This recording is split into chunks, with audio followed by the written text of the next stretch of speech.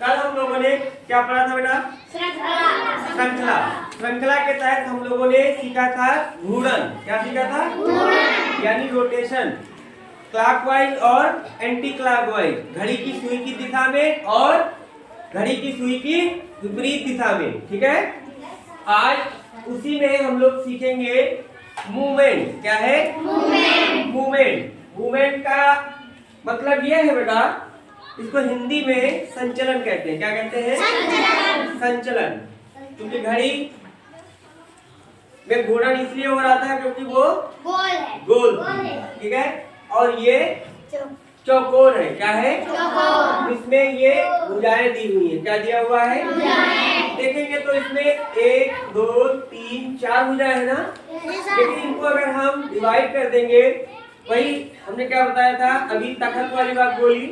जैसे जब हमारे यहाँ मेहमान आते हैं, अगर कम लोग हैं तो एक तखत पे 4 लोग बैठ गए, हर कोने पे बैठ गए। ठीक है, अगर फिर बढ़ गए तो हम लोग क्या करते हैं, बीच में बिठा देते हैं, सर जी इधर बैठ जाओ। तो फिर 4 दूनी 8 लोग नहीं आ जाएंगे? 8 लोग आ जाएंगे। देखेंगे ए से बी तक अगर हमारा मूवमेंट हो रहा है तो हम कितनी भुजा चलेंगे? 1/2 यानी आधी भुजा की रास्ता तय कर रहे हैं। अब देखेंगे ए से सी तक अगर है मूवमेंट, तब कितना हो जाएगा? एक भुजा हो जाएगी। कितनी हो जाएगी? 1/2 प्लस 1/2 कितना हो जाएगा? 1। अब देखेंगे ए से अगर हम बी तक चलते हैं, कहाँ तक चलते हैं? बी तक, तब कितना हो जाएगा? 1.5 यानी 1, फिर उसमें आधा जुड़ जाएगा। एक में अगर 1 सही 1/2 आधा जुड़ेगा तो 1 सही 1/2 आ जाएगा। कितना आ जाएगा? 2 आ जाएगा। इसी तरीके से फिर से हम अगर ए से चलते हैं और ई तक पहुंचते हैं, कहाँ तक पहुंचते हैं? तब कितना हो जाएगा? 2 पूरा हो जाएगा बेटा। ठीक है, अब हम ए से चलते हैं और एफ तक पहुंचते हैं, तब कितना हो जाएगा? ये भी भुजा हमारी 1/2 है। ठीक है, तो हमारा हो जाएगा 2 सही 1/2। अब अगर ए से चलकर फिर वही प्रक्रिया दोहराएंगे और जी तक आते हैं, तब कितना हो जाएगा? 3, क्योंकि इसमें और आधा जुड़ जाएगा, यानी आधी भुजा हमारी और जुड़ जाएगी, तो कितना हो जाएगा? 3। इसी प्रकार अगर हम ए से चलकर फिर एच तक आते हैं, तब ये जी और एच के बीच की आधी भुजा 3 सही 1/2। 3 सही 1/2। 3 सही 1/2। Very good. अब देखेंगे बेटा, ए से चलकर फिर हमें अगर ए तक आना है, तब कितना हो जाएगा? 4 हो जाएगा। Very good. तो भुजाएं हमारी कितनी हो जाएगी फिर? 4। सबको आधी आधी मिला लेंगे, 1/2। अगर इसको हम जोड़ दें इसमें तो कितना हो जाएगा? 4। ठीक है, सीधा सीधा निकल आया। अब देखेंगे बेटा, जो इसमें प्रश्न आएंगे, हमने क्या बताया था कि एक समस्यात्मक प्रश्न आएगा और उसी का उत्तर देता हुआ एक प्रश्न आएगा। क्या आएगा? तो जो 4 खाने बने होंगे, क्या बने होंगे? 4 खाने। इसी में समझा दे इसको मिटा के। चलिए देखते हैं श्रृंखला का परिवर्तन।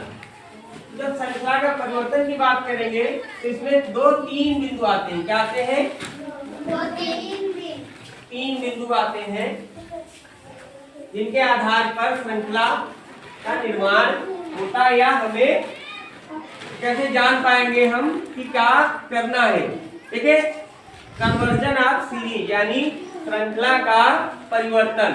तो पहला पॉइंट इसमें देखेंगे, संख्या के आधार पर परिवर्तन है। क्या है? संख्या के आधार पर श्रृंखला का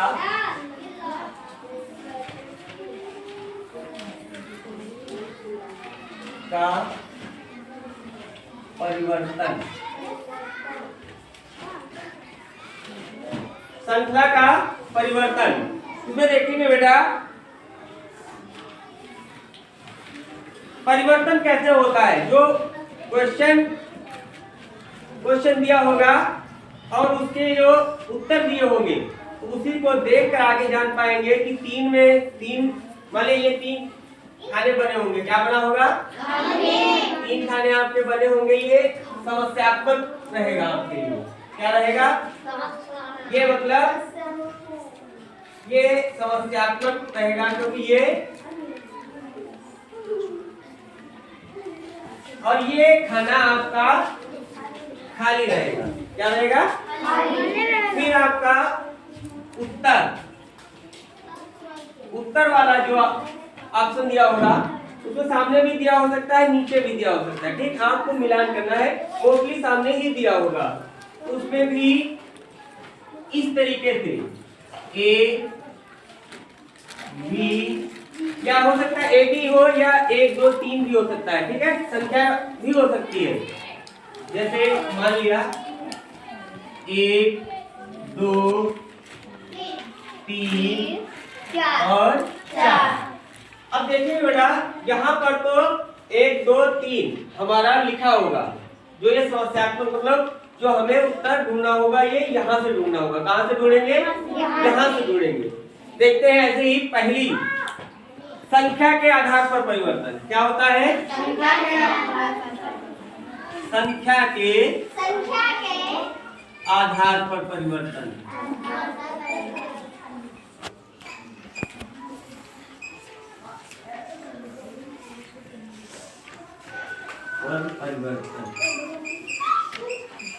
संख्या के आधार पर परिवर्तन देखेंगे कैसे होता है। अब समस्यात्मक आकृति में बेटा दिया हुआ है आपका, जैसे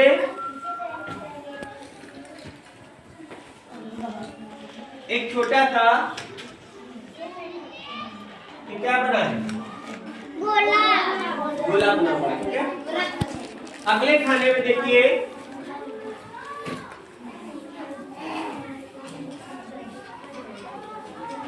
ये क्या बना हुआ है? 2 त्रिभुज बने हैं ना। तो फिर देखेंगे जो तीसरा है ये थोड़ा सा छोटा होगा, आप लोग समझ लेंगे बेटा। अगले खाने में फिर 3 गोले बने हैं ना। इसका मतलब क्या है, समझ पा रहे हो आप लोग? क्या समझे? देखिए इसमें 1 है, इसमें बड़े 2 हो गए, इसमें बड़े 3 हो गए। अब फटाफट नीचे हम उत्तर वाली आकृतियां बना लेते हैं। ठीक है, देखिए उत्तर वाली आकृतियां, इस गोले और इस गोले में अंतर है कोई? क्या अंतर है? हाँ, एक ठोस बना हुआ है। क्या है? ऐसे समझ लेंगे, कलर्ड है। ठीक, फिर पहला वाला तो ये उत्तर का हो गया हमारा, और पहला वाला ये हो गया।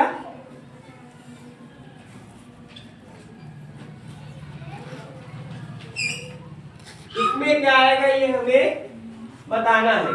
वो बताएंगे हम कहां से, उत्तर से ही तो देखेंगे कि क्या हो रहा है भाई। 1 2 3 4। ठीक है, अब हम लोग 1 मिनट पहले हम अपना उत्तर वाला ऑप्शन कर ले। 1 2 3 4 कितने हो गए? 4। और जो चौथा है हमारा उत्तर ऑप्शन वो है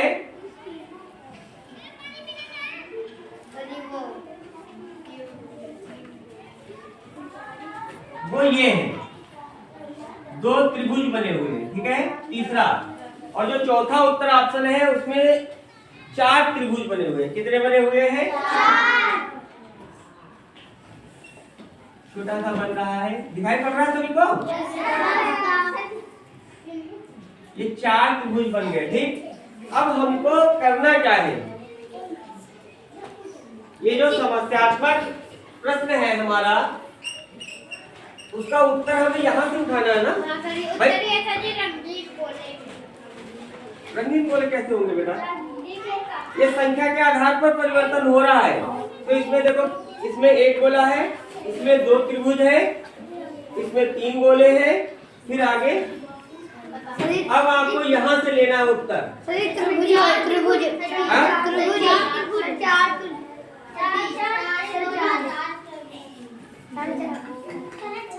4 त्रिभुज। कंफर्म हो? चलो, यानी हमारा उत्तर हो जाएगा 4 त्रिभुज।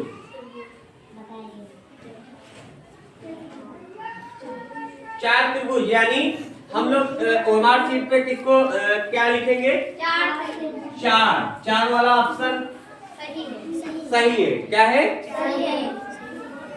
समझ गए बेटा? लेकिन धीरे धीरे आएगा बेटा, एकदम से, क्योंकि ये जितना आप लोग प्रैक्टिस करोगे, अभ्यास करोगे, सवाल कर, फार्मूला तो आपको एक बार सीखना है, लेकिन सवाल करेंगे तो उसमें आप जब प्रैक्टिस में आ जाएगा तब आप सरलता से प्रश्न हल कर सकेंगे। ठीक है? ओके।